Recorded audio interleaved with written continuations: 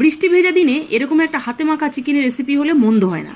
চিকেনের রেসিপিটা দেখতে যেমন লোভনীয় হয়েছে আর খেতে তো দুর্দান্ত, বানানো খুবই সহজ। প্রথমে শিলে আদা, রসুন, কাঁচা লঙ্কা আর তার সাথে বড় এলাচ, জয়িত্রী, স্টার অ্যানিসকে খুব ভালোভাবে বেটে নিন। এবার কড়াইতে গরম করা কিছুটা সর্ষের তেল দিয়ে একে একে আন্দাজ মতো পেঁয়াজ কুচি, জিরে গুঁড়ো, গোলমরিচ গুঁড়ো, ধনে গুঁড়ো, হলুদ গুঁড়ো, কাশ্মীরি লঙ্কা গুঁড়ো, সামান্য টক দই, আগে থেকে শিলে বাটা সমস্ত মশলাকে একে একে দিয়ে খুব ভালোভাবে মেখে নিলাম।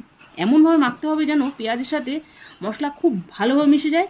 মাখতে মাখতে পেঁয়াজ মনে হচ্ছে সিদ্ধ এখানেই হয়ে গেছে। এবার দুটো গোটা রসুন, গোটা টমেটো আর চিকেনের পিসগুলো দিয়ে ওপর দিয়ে আবারও কিছুটা সর্ষের তেল দিয়ে খুব ভালোভাবে মেখে 30 মিনিট ঢাকনা বন্ধ করে দিয়ে ম্যারিনেট করে রাখলাম। এবার সেই একই কাজ, ম্যারিনেট করা চিকেনের কড়াইটা সোজা গ্যাসের উপর বসিয়ে দিন। চাপা ঢাকা দিয়ে লো হিটে কষাতে থাকুন। বলছি, এই রান্নায় কিন্তু কোনো এক্সট্রা জল দেবেন না।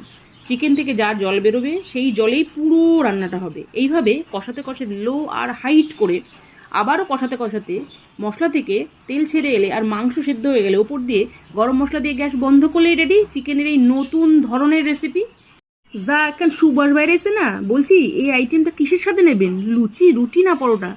যদি বলেন আরেকটু হাইফাই নেবেন তাহলে লাচ্ছা বা রুমালির সাথেও নিতে পারেন।